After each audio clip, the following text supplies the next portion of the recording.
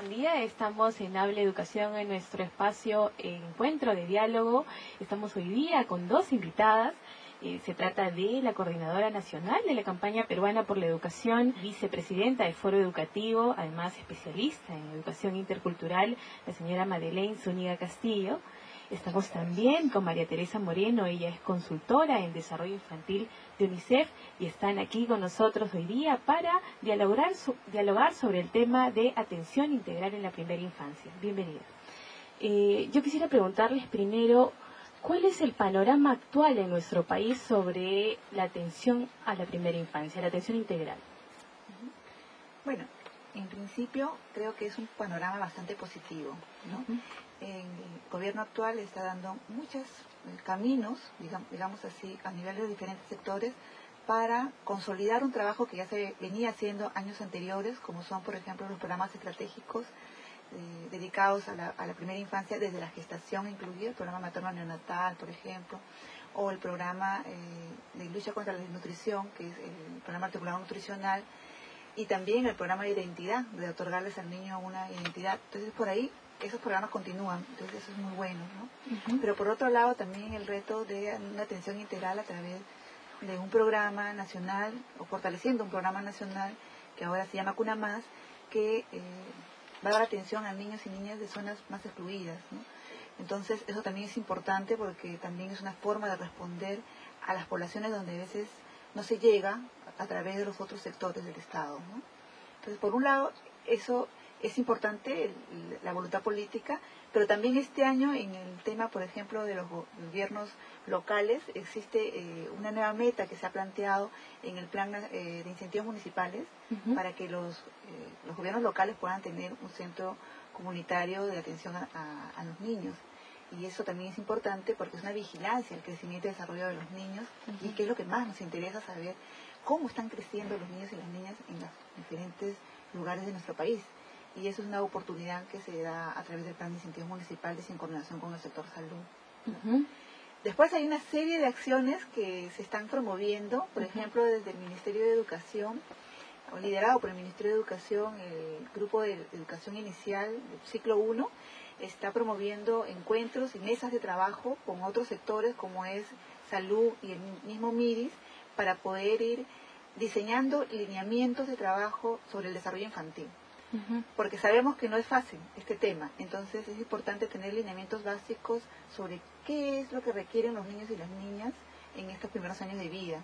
Y lo está haciendo con buena acogida y hay varios, son 3 grupos de trabajo que se vienen haciendo algunos productos que están relacionados justamente a entender el enfoque, o sea, a tener un enfoque común sobre lo que es el desarrollo infantil, la articulación que debe existir entre los programas, ¿no? Y sobre todo la atención de la alerta y el riesgo temprano para poder pensar en cómo atender a los niños cuando existe un problema de discapacidad o un problema que encontramos en los niños, cómo atenderlos también inmediatamente, ¿no? Entonces son 3 grupos de trabajo que todavía estamos en plena elaboración y diseñando estos lineamientos técnicos que van a ser muy favorables para el país, ¿no? Sí. Madeleine, este año la campaña dice por una infancia sana, protegida, educada y feliz. Se ha focalizado esos temas, ¿verdad? Sí, bueno, en realidad no, desde este año. Ese es el lema de la campaña peruana por el derecho a la educación desde hace casi 3 años. Fuimos en realidad los primeros dentro del conjunto de campañas que hay a nivel latinoamericano que centró la atención en la primera infancia, ¿no? Entonces, este año agregamos a nuestro lema peruano el lema de la campaña mundial, que es derechos desde el principio, ¿no? Porque es importante llamar la atención a la educación o la atención integral a la primera infancia. Y eso significa atender en conjunto a sus 7 derechos. Derecho a la identidad, a la nutrición, a la salud, a la educación, a la protección, a la recreación y a la felicidad, al afecto, ¿no es cierto? Entonces, es muy necesario atender integralmente a todos estos derechos de los niños, ¿verdad? Me alegra mucho escuchar lo que acaba de decir María Teresa, ¿no? De estos grupos de trabajo que están tratando de conjuntamente justamente diseñar lineamientos para la atención integral, incluyen al MIDIS, al MED y a Salud, ¿verdad? Y eso es algo que la campaña está pidiendo desde hace ya un año, ¿no? Entonces, este año nos hemos sentido reforzados en esas demandas por la Semana de Salud Mundial. Pero creo que es importante decir que la campaña peruana ganó fuerzas al unirse a colectivos mayores, como el colectivo interinstitucional por los derechos de la niñez, que lidera la Mesa de Concertación de Lucha contra la Pobreza. Y ahí, dentro de este grupo, la campaña peruana es el punto focal para educación. Pero trabajamos en conjunto por todos los derechos de la niñez, ¿no es cierto? Y otro grupo importante al cual nos unimos es el grupo impulsor Inversión por la Infancia, ¿no? Y cabe la pena señalar que fue las acciones de incidencia que hemos tenido durante el año y medio casi de campañas electorales, ¿no? Que comenzaron con las campañas para elegir gobiernos regionales y gobiernos municipales, y luego la campaña por gobierno nacional y Congreso, ¿no? Dieron un buen resultado, porque gracias a esas campañas e incidencias es que tenemos ahora políticas nacionales prioritarias con respecto a primera infancia, ¿no? Lo que queda ahora es hacer una vigilancia desde sociedad civil para la implementación de estas políticas, ¿no?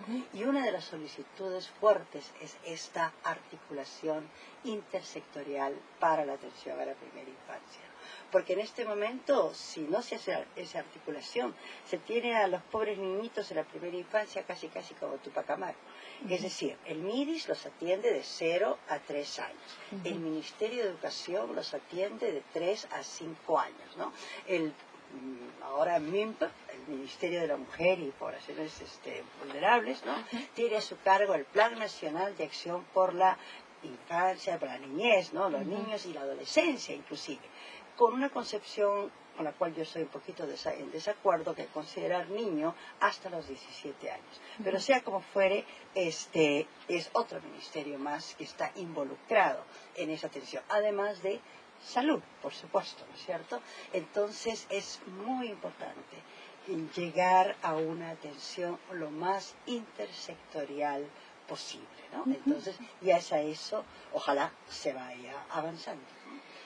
Justamente yo quería agregar algo más. Mira, había omitido que en este grupo intersectorial también está participando el Ministerio de la Mujer. De la Mujer. Sí, porque justamente con el Plan Nacional de Acción por la Infancia ellos lideran también todo este tema de los objetivos que hay que lograr para que mejore la primera infancia, ¿no?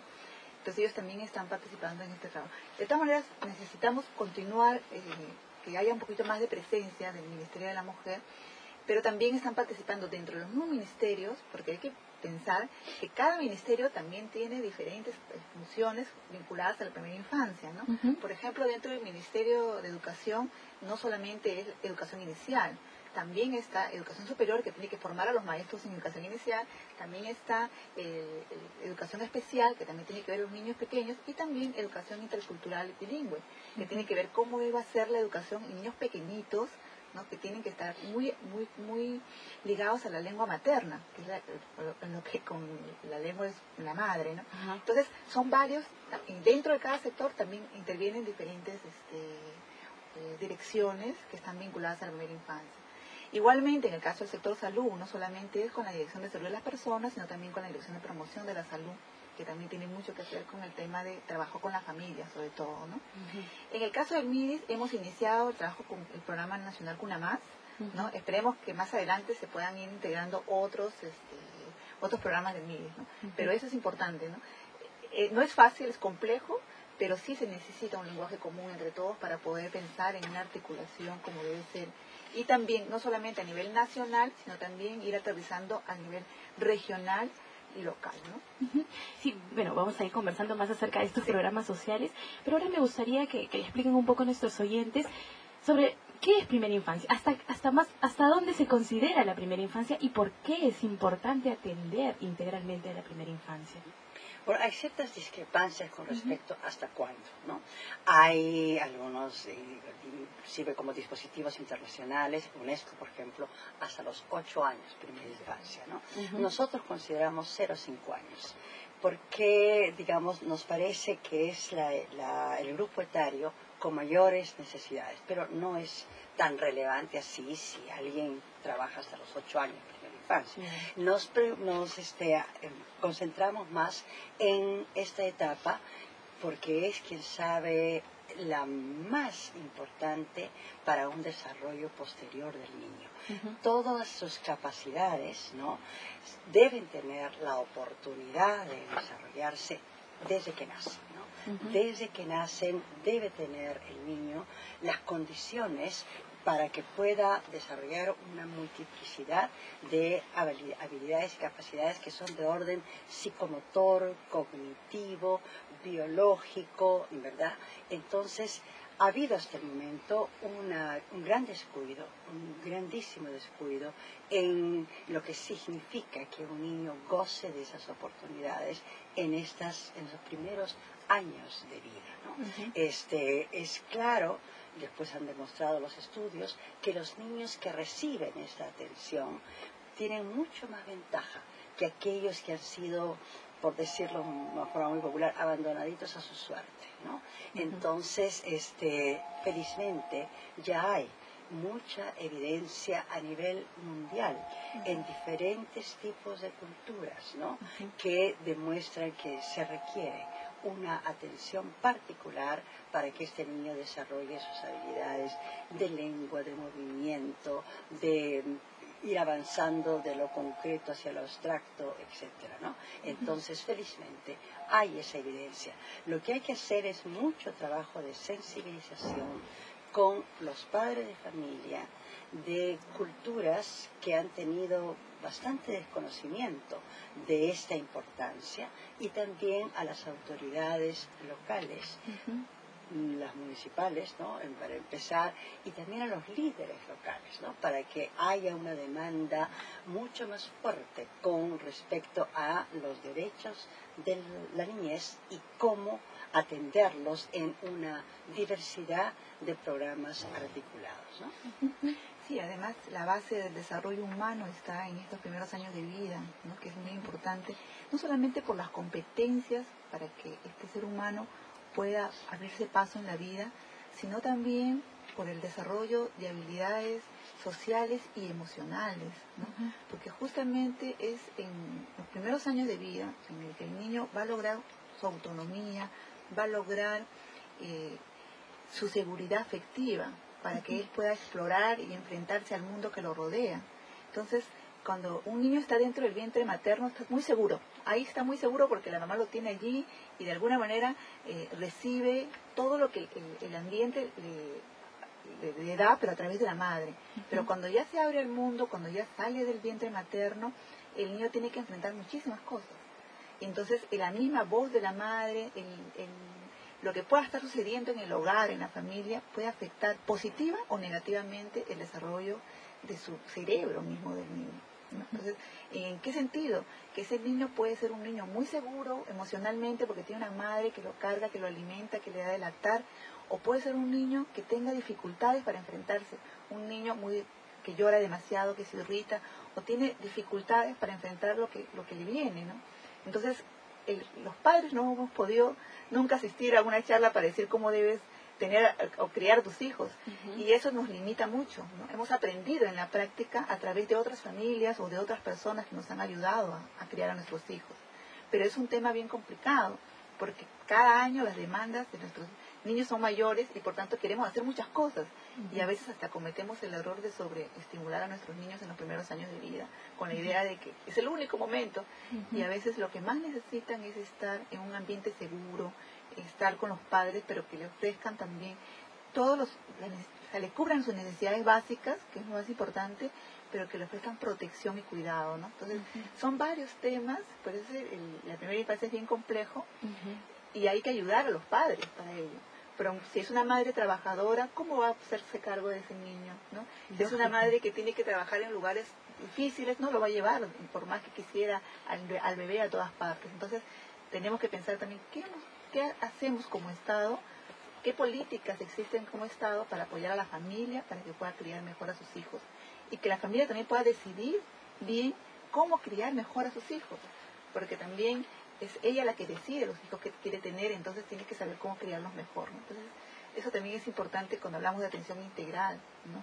Es no solamente lo que el Estado pueda darte para que tú puedas tener servicios de calidad, sino también lo que la familia pueda tener para poder otorgarle a su niño, ¿no? Desde la vivienda, en la casa en la que vive, en el lugar donde duerme o descansa, ¿no? Los primeros juguetes que tenga, que no necesariamente tienen que ser los más sofisticados, sino pueden ser materiales muy sencillos con que el niño pueda descubrir, investigar, observar, ¿no? Entonces, son cuestiones que hay que ir en realidad esta atención comienza desde que se gesta, no es desde que nace, ¿no? Sino desde que comienza a gestarse un ser humano. De allí la importancia del trabajo con las madres, porque el entorno familiar es sumamente importante desde ese primer momento en que comienza a existir. Y aquí en el país y en muchos otros, especialmente en los sectores más populares, digamos, hay un incremento de violencia intrafamiliar que es terriblemente dañina para una criatura, ¿no? Entonces, en ese sentido, como decías, no solamente son las políticas y los servicios que puede ofrecer el Estado, sino la conciencia que deben tener los padres con respecto a lo que significa criar a un niño, ¿verdad? Entonces ahí hay bastante trabajo por hacer.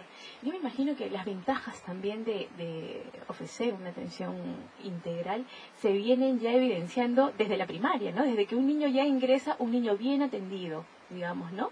Claro. Con todas las condiciones, desde la primaria ya debe ser otra cosa. Desde ¿verdad? Antes de la primaria, desde antes de la educación, por eso es la educación inicial. O sea, es como ya facilitarle, digamos, el camino a la educación en general y a un ciudadano, digamos, bien, pero ¿no? también ahí te va a hacer que la demanda sea mayor, ¿no? Porque niños que están muy bien cuidados, niños que han recibido mejores oportunidades, te van a demandar una atención también diferente. Y entonces también eso también tiene que pensarse desde la educación, ¿no? Porque es mucho más fácil sentar a los niños y decir, hagan todos tal cosa, ¿no? Y todo el mundo repite lo que el profesor le dice. Pero cuando ya tienes a niños que están desde muy pequeñitos, los estás formando para que desarrollen diversas capacidades, un niño pequeño no te va a sentarse a hacer lo que la maestra dice, sino van a tener que responder de una manera diferente a los niños. Y eso se tiene que hacer en todos los ámbitos de la educación, ¿no? Desde los más pequeñitos hasta los más grandes, ¿no? Darle la oportunidad que el niño pueda elegir, por ejemplo, ¿no? Lo que va a hacer, que pueda investigar, porque pareciera que todo hay que darle o repetir o memorizar, y que ese es el mejor niño el que memoriza más, y no necesariamente. Entonces eso se va sentando las bases en estos primeros años de vida, ¿no? Es un reto, ¿no? Mucho más grande en realidad. El esfuerzo multisectorial del que me hablaban para atender a estos niños parece estarse iniciando con este programa llamado Cuna Más, que viene a ser, parece, por eso les hago la pregunta a ustedes. No tanto así. Lo que está como novedad es haber conformado estos grupos de trabajo, ¿no es cierto? Donde entra el MIDIS, ¿no? Pero está todavía por hacerse, ¿no? Porque no hay de parte del gobierno la definición de tener una rectoría para la primera infancia, ¿no? Eso es algo por lo cual estamos luchando, ¿no? Ahora, por ejemplo, en esta reunión de la que acabo de llegar, que fue con una persona del Ministerio de Economía y Finanzas, ¿no? Con respecto a la formulación de los presupuestos por resultados, ¿verdad? Él ha sido muy claro al decir eso exactamente.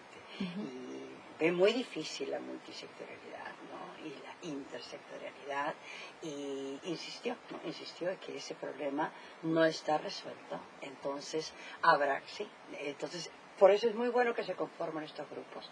Nosotros, desde la campaña peruana, hemos convocado y pensamos tener a un ciclo de conversatorios en torno a la gestión pública, casualmente, de la atención integral por la primera infancia, ¿no?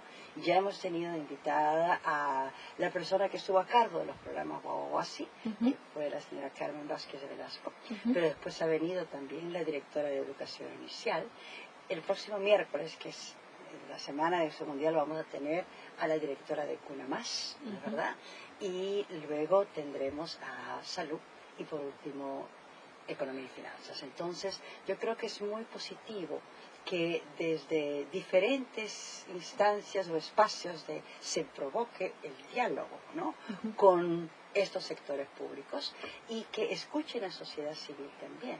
Porque lo que es muy importante, ¿no?, es que las políticas públicas no solamente se gesten, se generen, se elaboren a nivel de los sectores públicos, sino que intervenga también la sociedad civil, que tiene experiencia muy valiosa y por mucho tiempo, y por lo general son más innovadores que los programas que emanan del Estado, ¿no? Entonces, la conjunción de un trabajo así estratégico en el fondo, de representantes de sectores públicos y representantes de organizaciones de sociedad civil que, repito, tienen una larga experiencia trabajando con niños, ¿verdad?, puede dar mucho mejores resultados, ¿no? Porque eso es algo importante que decir. El país ha avanzado también bastante con la posibilidad de convocar a la sociedad civil para gestar políticas, ¿no?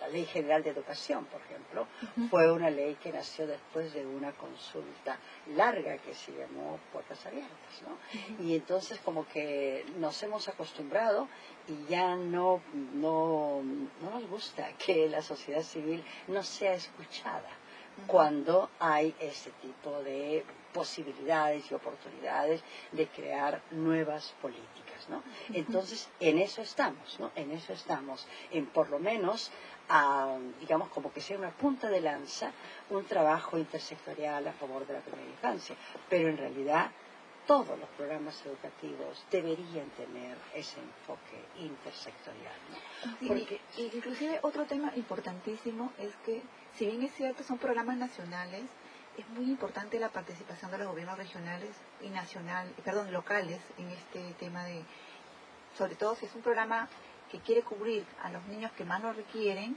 tenemos que saber dónde están esos niños que más lo requieren. Entonces, la focalización no es solamente un tema de números, es un tema también de ir hacia el encuentro de estas familias y también de pertinencia cultural, porque hay que ver qué cosa es lo que realmente requieren las familias y por qué no acceden a los otros servicios y cómo acercarlas a los servicios en vez de crearles servicios que de repente les podrían estar dividiendo entre a dónde voy, ¿no? Voy a un sitio u otro. Entonces, no se trata de duplicar, sino más bien ayudar a las familias que están más lejos, que no tienen oportunidades de ir a un centro de salud, por ejemplo, que pudieran estar más cerca a través de esos programas, ¿no? Y que hay alguien que se preocupa por los niños, y alguien que sabe cómo va creciendo ese niño, si está bien o está mal, alguien que pueda visitar a la familia, ¿no? Por ejemplo, CUNAMás tiene dos modalidades de atención, ¿no? Una modalidad que es fortalecer lo que antes era guaguaguasi, y fortalecerlo dándole las mayores oportunidades para que los niños tengan nuevas experiencias más significativas desde el punto de vista educativo, ¿no? Y que eso es importante, pero ahí también sin perder la idea de que los niños pequeños tienen que crecer desde una mirada de familia, ¿no? Entonces, los guaguaguasis siempre han sido guaguasis familiares. Ahora un poco se está pidiendo que sean centros en los cuales sean comunitarios, y eso va a tener que ver un cambio y que hay que hacerlo progresivamente sin perder el tema cultural, ¿no? Porque los niños es preferible que crezcan en familia, ¿no? Que es lo más importante, inclusive no por grupos, no todos los niños por edades agruparlos, sino de diferentes edades, porque también eso ayuda a que los niños puedan desarrollarse mejor, porque es como una familia que tiene 6 hijos y tiene varios niños, entonces cada niño le otorga al otro, le da alguna oportunidad para mejorar, se van criando de manera, no todos juntos, no es que tengamos trillizos o trillizos juntos, ¿no? Sino que eso es importante también las edades de los niños. Entonces son temas importantes que este programa CUNAMás se presenta con una gran oportunidad. Creo que en todas las regiones de ahí, Guaguaguasi están en la expectativa que va a pasar, que se va a hacer, ¿no? Y también el tema del acompañamiento a familias es muy importante, porque en las zonas rurales hay que estar con la familia y hay que ir a ese encuentro, ¿no? Y creo que los más pequeñitos son los que menos han sido acompañados, que son los niños menores de 1 año. Y de pronto por ahí también surge una gran oportunidad de que los más pequeñitos sean acompañados y que estas madres de familia, que en algunos casos adolescentes, en otros casos primerizas, y en algunos casos sin el apoyo del padre, puedan tener también la esperanza de saber que alguien les apoya, les brinda consejo y les brinda la oportunidad de que ellas se sientan que son capaces de criar a sus hijos, ¿no? Entonces, por ese lado, me parece importante la estrategia de acompañamiento a familias, ¿no? De estar en la familia. Pero también no perder de vista, en el caso de los centros de Guaguasi o de Cunamá, que eso tiene que también ser trabajado desde el enfoque de cultura y crianza de la familia, para que los niños vayan creciendo sin perder su identidad cultural al cual pertenecen, ¿no? Sí, ese es un campo al que se está enfrentando Cunamás porque está priorizando los hogares más pobres del país, ¿verdad? Inclusive los que están dentro del programa Juntos, ¿verdad? Hogares en zonas rurales. Bueno, esta intervención de Cunamás en zonas rurales, ¿cómo tú desde la perspectiva intercultural, Madeleine, cómo la ves? El reto que siempre ha sido intentar hacer un programa que sea realmente intercultural, ¿no? Yo creo que tiene mucha coherencia con las políticas de inclusión social haber escogido iniciar este programa de Cunamás y también las escuelas Marca Perú, ¿no? Iniciarlas en los distritos más pobres del Perú, que son los que atienden juntos, ¿no? Porque de lo que se trata en el fondo es de crear las condiciones que permitan un mejor desarrollo de las personas en general. Y eso implica mejores condiciones de vida en general. Y eso no puede emanar de solamente un sector público, ¿no? Entonces, por eso es que es tan importante tratar de concentrar las diferentes políticas que apoyan a las poblaciones más pobres, ¿no? Y potenciarlas, digamos, ¿no? Entonces, ya juntos da un dinero a los padres para que puedan cumplir con ciertas obligaciones con respecto a los niños, ¿verdad? Que era, por ejemplo, vacunarlos, llevarlos a la escuela, ¿no? Entonces, ahí mismo entra Cunamás y va a enriquecer, para empezar, el conocimiento, porque tiene que haber una capacitación, un diálogo con los padres, la familia, como acaba de expresarse, para que los padres y las familias se van a enriquecer con lo que les lleve Cunamás en términos de cómo va a atender a los niños, pero cuáles son las obligaciones que tienen las familias. Pero también creo que deberían ser las comunidades, los distritos que reciban más apoyo en términos de contar con electricidad, agua potable, comunicación, ¿das cuenta? Porque están tremendamente aislados, están realmente abandonados, como ellos mismos declaran muchas veces, ¿no es cierto?, que viven en el abandono, donde no llega el Estado. Entonces es una oportunidad que se tiene en este momento para ser, como repito, coherente con el gran deseo de ser un país cada vez más inclusivo. Eso quiere decir que no queden muchísimas personas fuera de los diferentes sistemas de servicios que debe ofrecer el Estado para garantizar los derechos de todo ser humano, ¿no? Entonces, estar en los lugares más pobres implica mayores desafíos en todo terreno, ¿no? Y hay que tener, sí, mucha finura para poder decir que se está dando un enfoque realmente intercultural. Porque no se trata de centrarse en solamente las formas de crianza de la cultura local.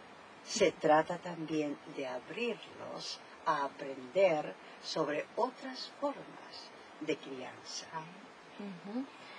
Bueno, ya para ir concluyendo, ¿cuáles son los retos, los principales retos básicamente para políticas de Estado en primera infancia? La formación de personal. Yo diría que es el personal calificado para poder responder a todas las demandas de estos programas, ¿no? Hace mucha falta tanto los profesionales como las promotoras o las madres de familia que tengan los conocimientos necesarios para darle una mejor atención al niño, ¿no? Entonces, ese es el mayor reto, porque también si vas a pensar en la política de universalizar la educación inicial, quiere decir, todos los niños del país de 3 a 5 años deben estar en un centro de educación inicial de calidad, ¿no? Eso es un reto inmenso en términos de las personas, y ahí sí tienen que ser profesionales, ¿verdad? Así como la infraestructura. contar con los lugares, ¿no?, bien equipados, con pertinencia cultural, para poder responder a lo que pueden ser las exigencias, los indicadores de una educación inicial de calidad. Entonces, allí no se necesita, mejor dicho, se necesita tanto dinero como tiempo. Y a veces nos apresuramos mucho a poner las metas, ¿no?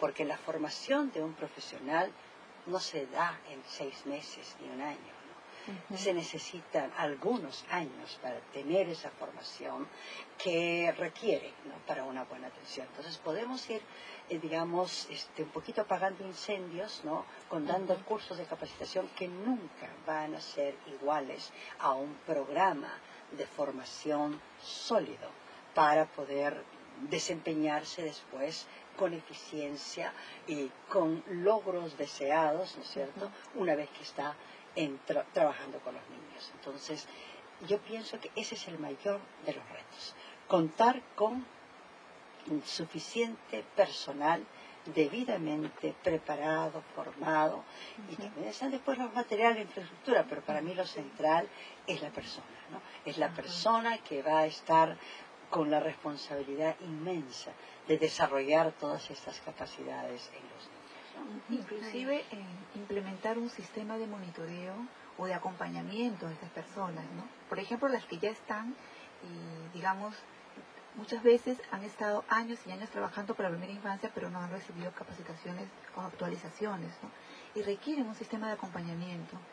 Y por otro lado también se requiere de un control de calidad de lo que se está haciendo a nivel local, ¿no? Y ese control de calidad ojalá estuviera en manos de la misma población, empoderar a las autoridades, a las familias, para que puedan ver que los servicios que le ofrece el Estado sean de calidad y que la misma población se dé cuenta que y reclame en todo caso que lo que se le está dando es algo que realmente es lo que es necesario para ellos. Porque también hay otros estudios que se han hecho y que muy bien nos dicen que si al niño se le da un servicio de mala calidad, afecta demasiado su desarrollo. Entonces, eso también es otro reto. Entonces, ¿y quién va a controlar? ¿Los mismos que dan el servicio van a controlar la calidad? No necesariamente. Entonces, tenemos que pensar en otras formas de participación comunitaria o social, instituciones, inclusive que no son del Estado, que puedan ir haciendo vigilancia para comprobar o verificar que efectivamente hay calidad en la atención, ¿no? Y cuando hablamos de calidad, hablamos de indicadores que no solamente son de los recursos que tenemos y que cómo lo estamos usando, de qué compramos o qué materiales, ¿no?, sino también en la calidad de esa atención que en salud, por ejemplo, le llaman calidez, y que está muy relacionado al trato que se le da, ¿no? Y los niños necesitan ser tratados bien desde pequeños, necesitan adultos afectuosos. Entonces, ese trato también tiene que ser observado, ¿no? Porque a veces el adulto que no ha recibido mucho cariño, no ha recibido o está permanentemente con problemas de violencia familiar, entonces de pronto también puede manifestar lo mismo cuando atiende a los niños. Entonces tenemos que tener mucho cuidado de quiénes son los que están al cuidado de los niños, ¿no? Quiénes son esas personas, mujeres u hombres, que tengan por lo menos una evaluación psicológica previa, ¿no? Y que les podamos acompañar. Yo creo que el tema es el acompañamiento. Si las personas, los adultos y las familias reciben acompañamiento, es mejor la crianza. Pero si lo dejamos a cada uno por su lado a criar a los hijos, entonces está la situación como la que ahorita encontramos, ¿no? Entonces, y eso implica realmente de pronto una inversión. Serán en estos primeros años, pero una vez que se sostenga esas propuestas, ya después nosotros mismos, que ahora, por ejemplo, ayudaremos a criar a nuestros hijos, pero también luego ayudaremos a criar a los hijos de nuestros hijos, y será mucho mejor, y la población misma creará una conciencia mayor en cómo criar a los hijos de otros, ¿no?, que no reciben estas oportunidades que reciben los que ahora están, digamos, más cerca. Ahora, yo sí tengo otra apreciación que me gustaría decir, ¿no? Si bien hay una brecha de exclusión bastante grande y los niños más pobres tienen menores acceso a los servicios, también hay que pensar que en algunos lugares donde hay acceso al servicio también hay falta de calidad. Entonces, de calidad de atención de esos servicios. Entonces, no bajemos la guardia por el otro lado. Pues está bien, vayámonos a los lugares más pobres y ofrezcámosles un servicio bien bueno y de calidad. Pero también en los lugares en donde está concentrada la población y donde pareciera que hubieran servicios, hay que estar mirando si esos servicios son de calidad, porque pueden estar afectando realmente el desarrollo de los niños. Que es el caso de las zonas urbano-marginales, Así por es, ejemplo, ¿no? a eso me refiero. Hay de todo. No solamente las urbanas marginales, también las zonas rurales hay una pésima atención. Siempre hay un abanico, un gran abanico, y tú puedes encontrar algunos centros de educación inicial o centros de estimulación temprana excelentes. Son pocos, pero existen, ¿no? Eso quiere decir que hay personas que sí saben cómo hacer las cosas. Y al otro extremo tienes los que realmente mejor no ir a esos centros, ¿no? Entonces hay que considerar toda esa diversidad de formas de atención, pero apuntar en todos los casos a calidad, ¿verdad? Y no es tan fácil el diseñar los indicadores de calidad para estos temas que tienen muy poco contable, si quieres, ¿no? Como esa ternura que deben tener los niños en toda su etapa primera de vida, no es tan fácil.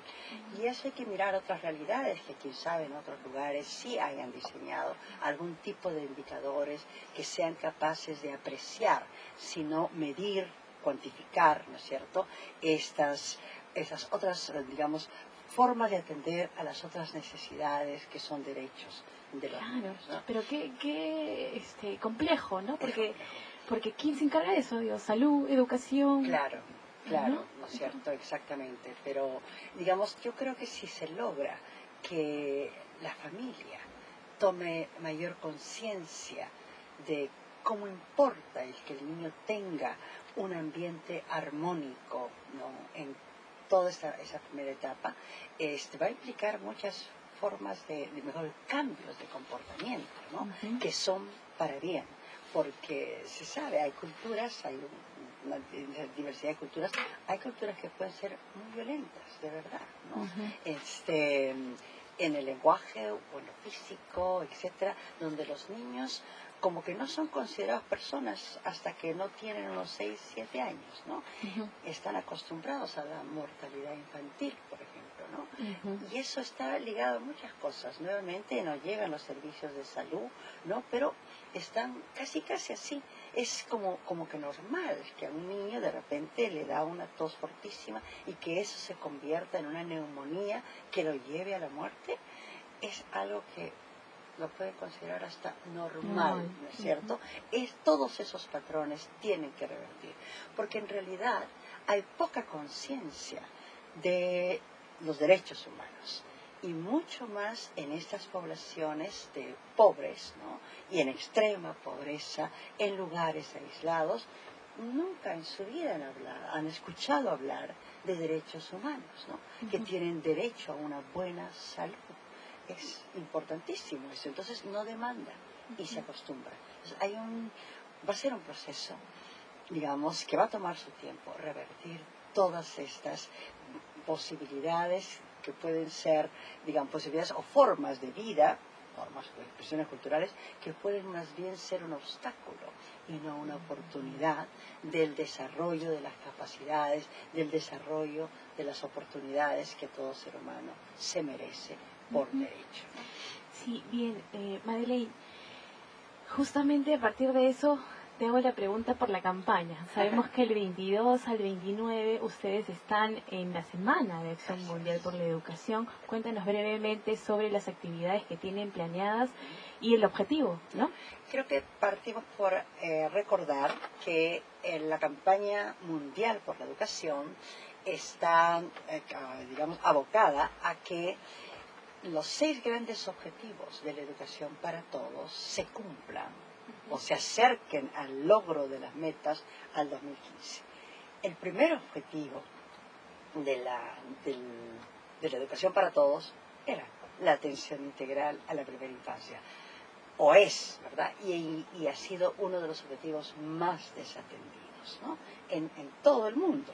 Entonces me pareció muy bien que la próxima semana de Acción Mundial sea dedicada a poner atención en la primera infancia. Lo que busca la semana es llamar la atención de los políticos, en especial de los políticos, para una mayor inversión en la educación o la atención integral a la población infantil. Ese es el objetivo. Lo que pide, por ejemplo, es diseñar actividades que llamen la atención casualmente, ¿no? En el caso, y le han recomendado, han sugerido hacer una gran imagen, esto es un mural, ¿no?, donde sean los mismos niños los que expresen cuáles son sus recuerdos de los mejores momentos de su infancia. Y me parece bien que apunten a los momentos de felicidad, ¿no?, y no al de las carencias. Entonces, y también que escriban sus mensajes de qué es lo que quisieran para tener, ¿no?, o para que los niñitos más chiquititos tengan una mejor vida. Aquí en Lima nosotros hemos pensado preparar un gran mural y hemos escogido Villa El Salvador. La explanada esta que hay, el frontis que hay en la municipalidad, ya para empezar, todas las escuelas que están ligadas a la campaña peruana, porque son escuelas donde trabajan nuestros socios, ¿no?, ya están desde hace 2-3 semanas orientando a los niños para que hagan los dibujos. También nuestros socios en las regiones, ¿no?, hemos hecho la solicitud de ver cómo participan sus niños. Esperamos que vengan dibujos de regiones como La Libertad, Cajamarca, Ancash, Cusco, etcétera, ¿verdad? Y entonces con eso formaremos un gran mural. Y paralelamente, como ya mencioné, el día miércoles tendremos el conversatorio con la señorita Andrea Portugal, que es la directora de Cuna Más, ¿no? Y eso está, digamos, relacionado con nuestra propia agenda política en la campaña peruana de lograr una mayor comunicación y diálogo y, de ser posible, compromiso de implementación intersectorial en beneficio de la crisis. Esos son actos públicos, ¿verdad? Actos públicos, sí, los dos. El acto público en Villa El Salvador es el viernes 27 a las 10 de la mañana, ¿no? Y el conversatorio, también abierto al público, es el miércoles 25 a las 10 de la mañana en el local de la campaña peruana, que queda en el Parque Hernán Velarde, número 72. Esto es en la urbanización Santa Beatriz, detrás del Estadio Nacional. Muy bien. Muchas gracias por participar el día de Hable Educación. Gracias. Gracias a ti. Muchas gracias.